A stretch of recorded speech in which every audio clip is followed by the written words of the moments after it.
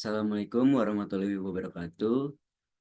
Perkenalkan, kami dari kelompok TKS kelas A. Kami akan melakukan case base pertama pada matkul Teknologi Keamanan Cyber.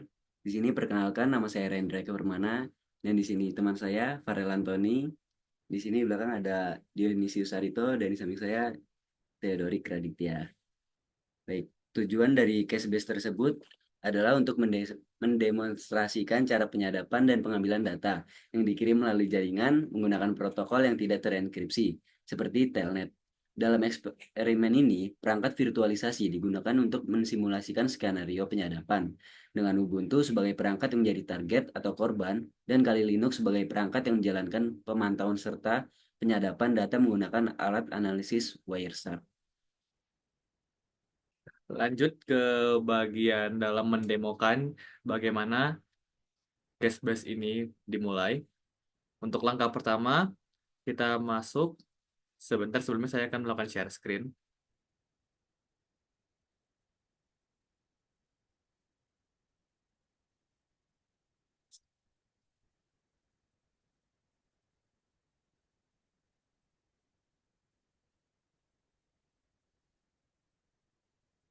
Oke, sebelumnya kita buka dulu bagian virtual machine. Mana virtual machine? Oke, virtual box. Nah, di sini terlihat kalau misalnya ada dua Kali Linux dan Ubuntu desktop yang sedang berjalan.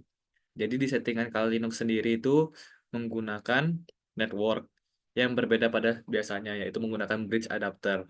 Oke, dan tidak lupa di bagian Ubuntu desktop juga menggunakan bridge adapter di bagian network.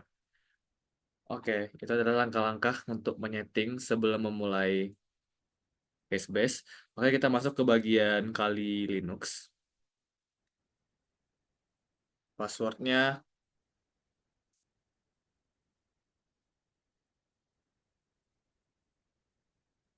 oke.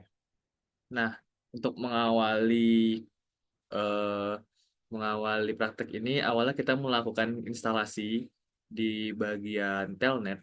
Sebelum itu kita tidak lupa untuk mengecek ping terlebih dahulu di virtual machine masing-masing. Terlihat di sini bahwa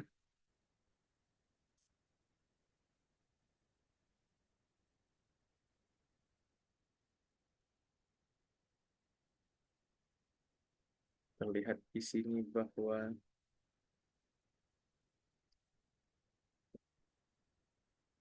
terlihat di sini bahwa IP dari ETH0 itu ada 192, 168, 100, 114. Lalu selanjutnya kita melakukan instalasi telnet dengan kode sudo apt-get install telnet d min y dengan password.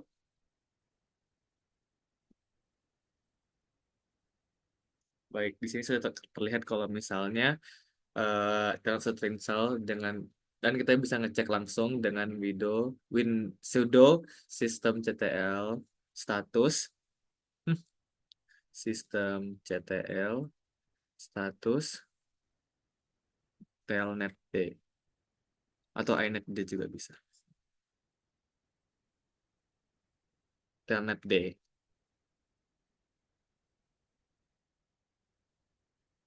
Telnet D. Maksud saya ScienTD. Jadi itu yang benar. Oke, nah tidak lupa di bagian Ubuntu kita juga membuka bagian terminalnya. Di sini password dari VBox usernya adalah ini. Nah, di sini kita dapat lihat kalau misalnya kita coba ping lagi ya sekali lagi.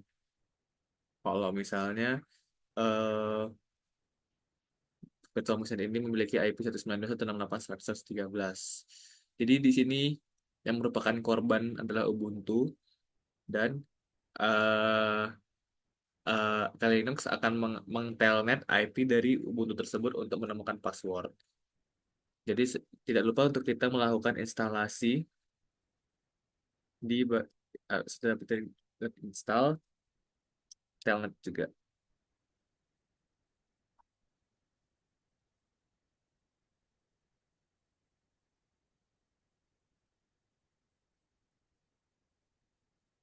Oke, di sini sudah terlihat bahwa awal langkah-langkah pertama yang harus kita lakukan di awal Cashbase ini sudah selesai. Selanjutnya akan dilanjutkan oleh teman saya. Baik, selanjutnya setelah dari korban sudah kita konfigurasi, kita sudah tahu IP-nya itu apa, kemudian kita bisa masuk ke VM Kali Linux-nya, di mana ini adalah tools kita untuk mengetahui password daripada target OS-nya itu sendiri. Yang pasti pertama kita harus tahu firewall-nya ini ada atau enggak, terpasang atau tidak. Itu dengan cara sudo ufw status. Betul. Di sini sudah didapat kalau statusnya ini inaktif, otomatis kita bisa melakukan eh, proses lebih lanjut lagi. Kemudian kita harus melakukan ping agar apakah eh, VM ataupun OS yang kita targetkan itu sudah terhubung atau belum. Di sini bisa terlihat kalau ada reply daripada korbannya itu sendiri. Kalau sudah ada reply dan telnet sudah terinstalasi juga, kemudian kita bisa eh, menyiapkan Wireshark-nya itu sendiri. Seperti itu. Setelah Wireshark sudah siap, kita bisa langsung melakukan start capturing. Kemudian di sini kita bisa langsung melakukan telnet ke IP korban.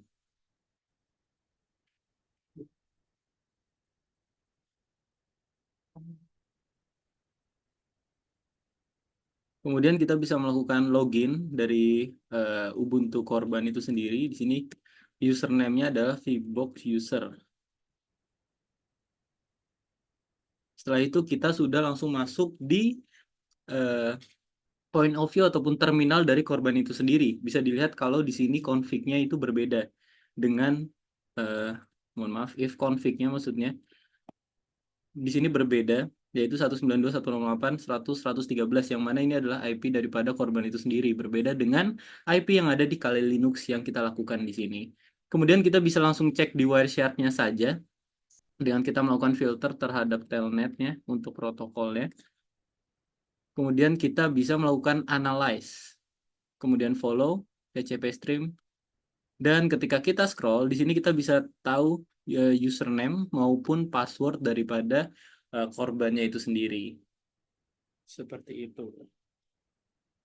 Mungkin sekian untuk langkah-langkah ataupun prosesnya. Untuk selanjutnya akan ada solusi yang akan dibacakan oleh rekan saya.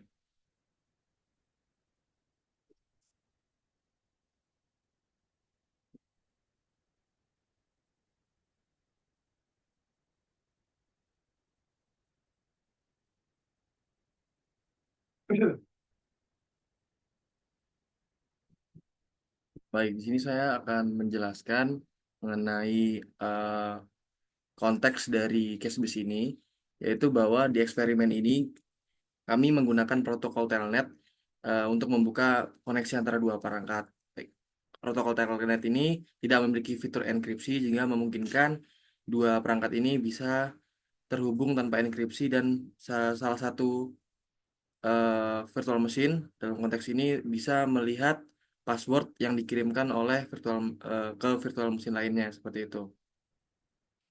Lalu penggunaan Wireshark di sini juga digunakan untuk menganalisa konten dari data yang di stream melalui protokol tersebut.